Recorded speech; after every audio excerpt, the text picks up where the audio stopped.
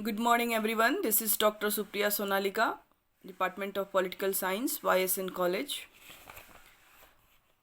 Dear students, आज का जो हमारा ये क्लास होगा वो पीजी सेमेस्टर 4 के स्टूडेंट्स के लिए होगा।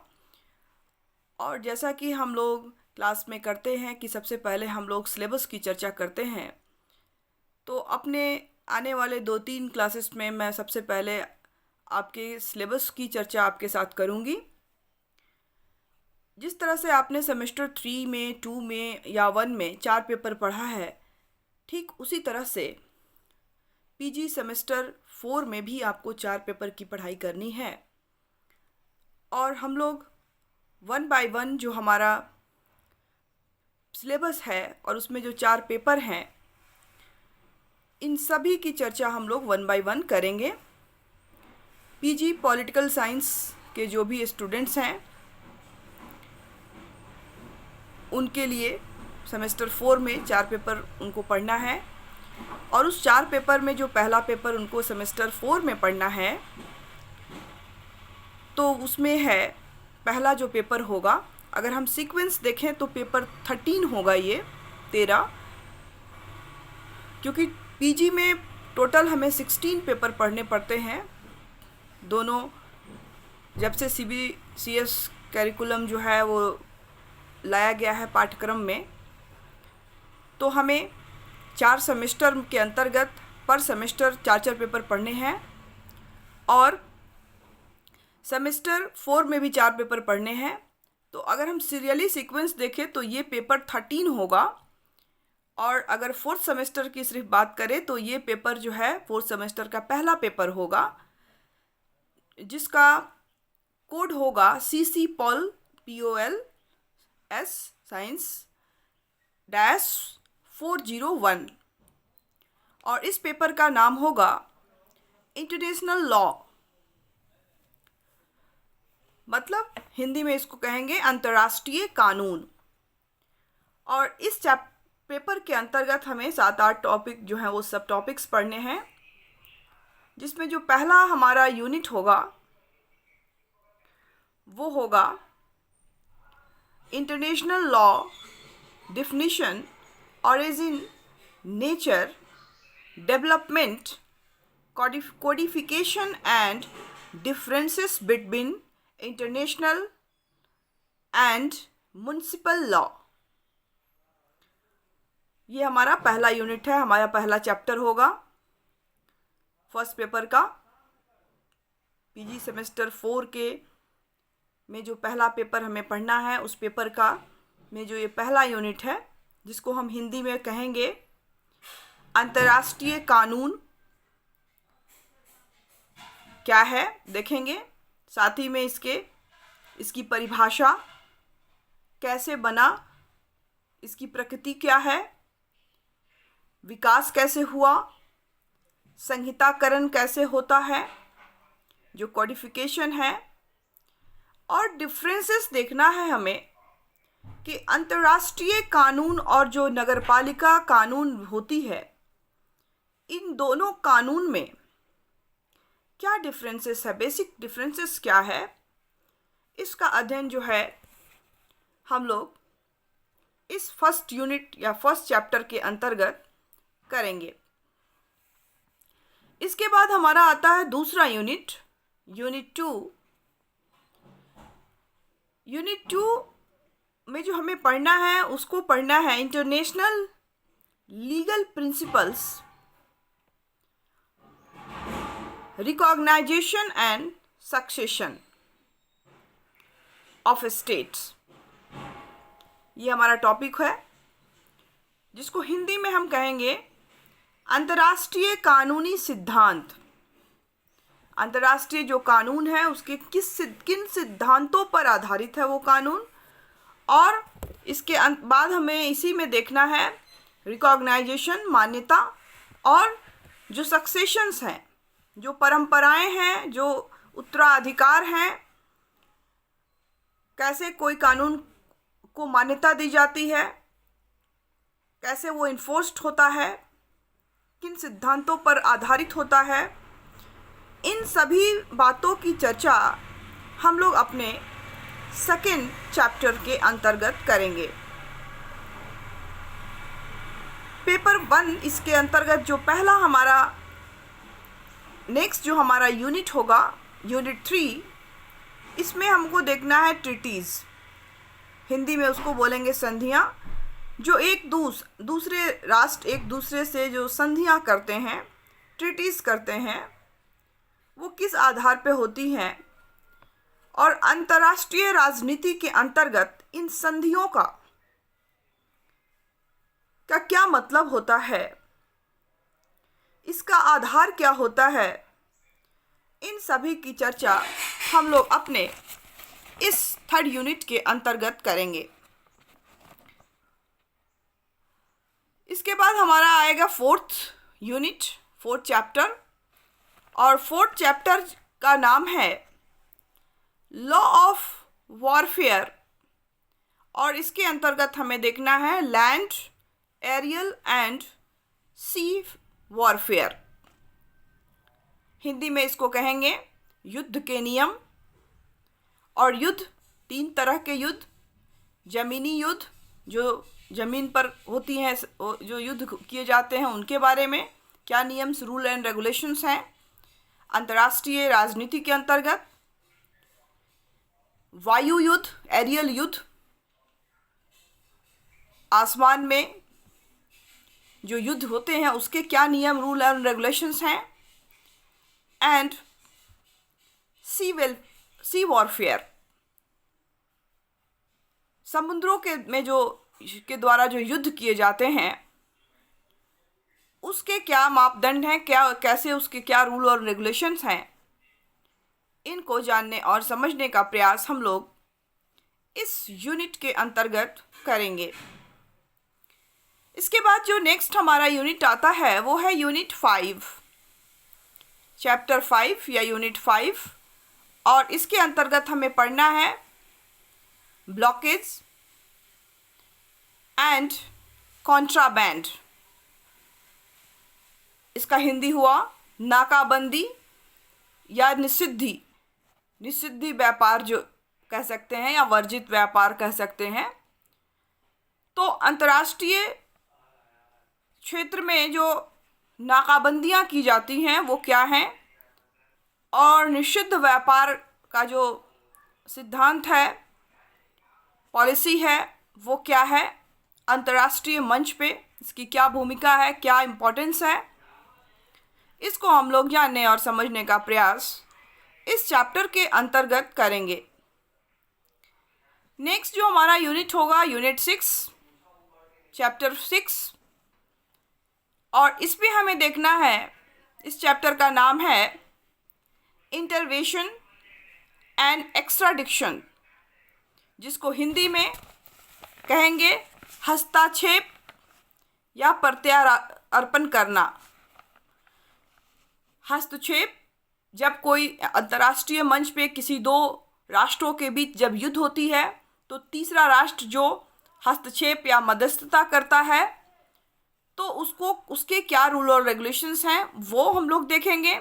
और साथ में जब युद्ध होते हैं तो प्रत्यार्पण जो किया जाता है, एक राष्ट्र दूसरे राष्ट्र के समक्ष जो करता है, तो उसके क्या रूल और रेगुलेशंस हैं, उसके क्या तरीके हैं अंतर्राष्ट्रीय राजनीति में के अंतर्गत, हम लोग उसको भी जानने और समझने का प्रयास इस चैप्टर के अंतर्गत करेंगे।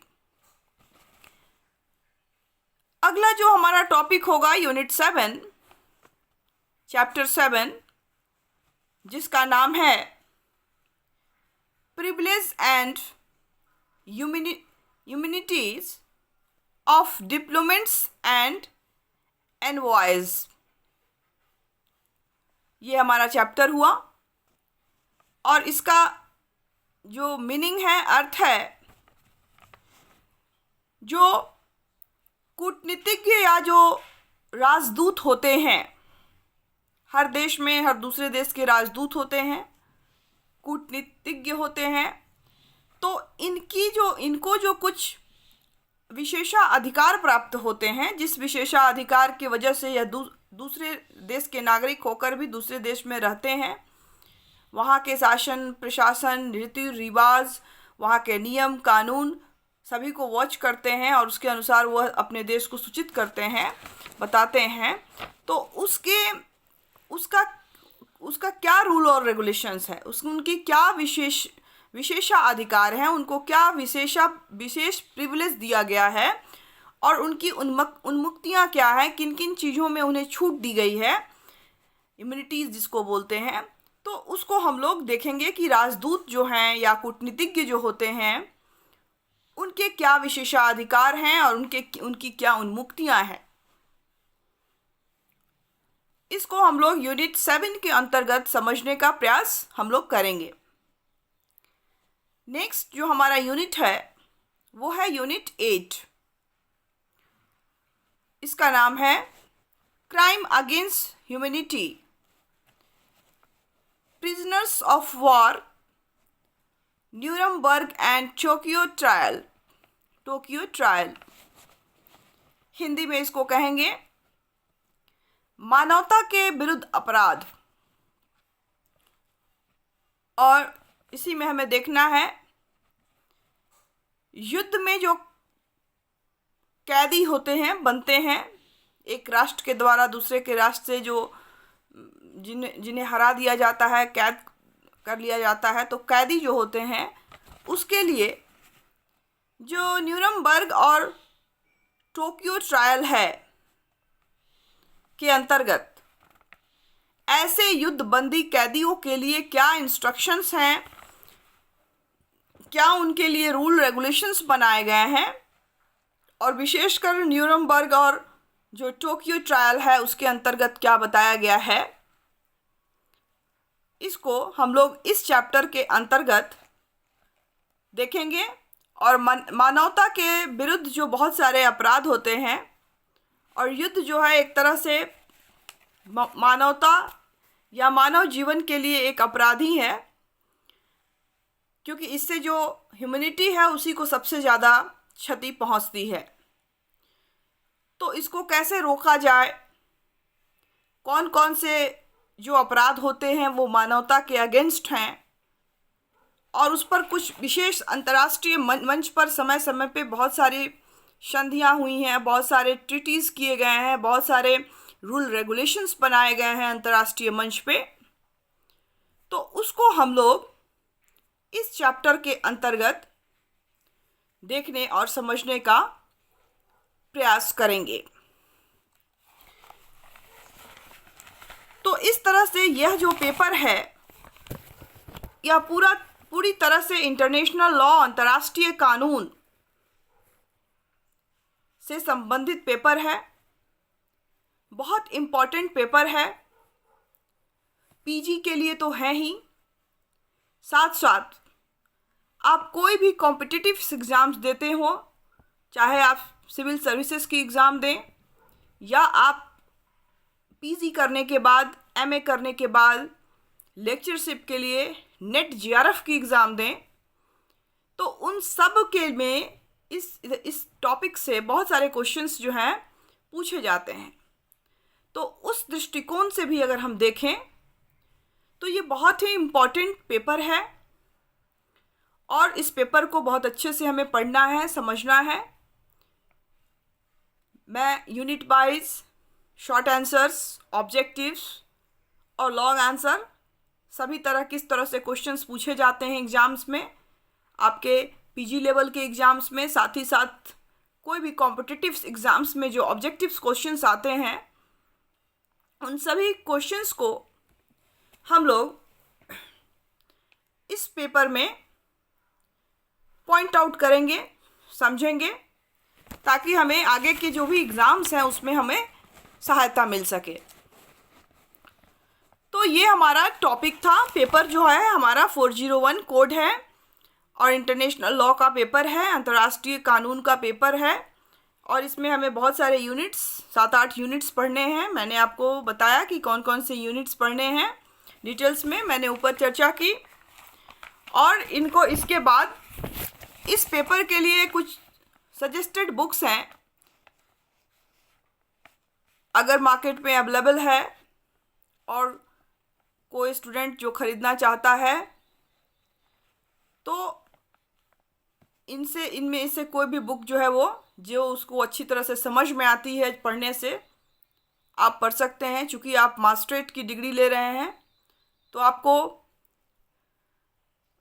हर टॉपिक पर वेरियस नॉलेज जो है वो होना ज़रूरी है, तभी आप बहुत बेटर कर सकते हैं, तभी अपने सारे डाउट्स क्लियर कर सकते हैं। सभी बुक तो ख़रीदना पॉसिबल नहीं है, लेकिन कुछ एक बेसिक बुक 2-4 बुक जो होती है अगर संभव हो तो आप ले सकते हैं। क्लासेस में मैं सारे टॉपिक्स को खुद पढ़ाऊँगी, चाहे वो ऑनलाइन क्लासेस के माध्यम से हो या यूट्यूब वीडियो के माध्यम से हो या ई लर्निंग कंटेंट में पीपीटी हो। तो इसके माध्यम से मैं आपको इसके नोट्स और आपको वीडियोस प्रोवाइड करूंगी, जिससे कि आपको कोई परेशानी नहीं होगी। फिर भी अगर कुछ बुक्स आप लेना चाहते हैं, क्योंकि स्टूडेंट्स का होता है बार बार मुझे फ़ोन आता है कि मैम मैं कौन सा बुक खरीदूँ, मैं कौन सा बुक लूँ, तो इसलिए मैं कुछ बुक सजेस्ट कर देती हूँ। अगर अवेलेबल हो और आपको पढ़ के समझ में आती हो बुक तो आप ले सकती हैं। इसमें पहला जो बुक है वो है इंग्लिश में, इंग्लिश मीडियम के स्टूडेंट्स के लिए है। आप इसमें इंटरनेशनल लॉ की बुक AC कपूर की आती है, वो आप ले सकते हैं। उसमें ऑलमोस्ट ये सभी टॉपिक्स जो हैं वो मिल जाएंगे। अंतर्राष्ट्रीय कानून एवं संगठन BL फड़िया, हिंदी में BL फड़िया की मैंने बताया है, सभी पॉलिटिकल साइंस की सभी बुक आती हैं, हर ईयर के लिए बुक आती है, तो BL फड़िया की बुक अगर मिल जाती है तो वो भी आप ले सकते हैं। अंतर्राष्ट्रीय विधि हिंदी में ही है, अंजलि गुप्ता की बुक आती है, वो आप खरीद सकते हैं। और एक और बहुत अच्छी बुक आती है इंटरनेशनल लॉ पे, मानव अधिकार और अंतर्राष्ट्रीय विधि से संबंधित SK कपूर की बुक आती है। तो इसमें भी बहुत सारे जो हैं आपके जो सिलेबस का, इस सिलेबस से रिलेटेड जो कंटेंट हैं वो उसमें ऑलमोस्ट कवर हो जाएंगे। तो ये कुछ बुक्स हैं, आप चाहें तो इसमें से कोई बुक ले सकते हैं। आई होप आपको सिलेबस क्लियर हो गया होगा। अगर कोई आपको समस्या है, कुछ समझ में नहीं आई है, तो आप कमेंट में जाकर ज़रूर उसको अपने कमेंट में वहाँ लिखें, ताकि मुझे समझ में आए कि आपको समझ में आ रही है। और अगर आपका कोई डाउट्स है तो मैं उसको क्लियर कर पाऊँगी। आज का जो हमारा क्लास है यहीं समाप्त होता है। अगले नए टॉपिक के साथ बहुत जल्द हम फिर मिलेंगे। तब तक के लिए घर में रहें, सुरक्षित रहें, पढ़ते रहें। Thank you all of you.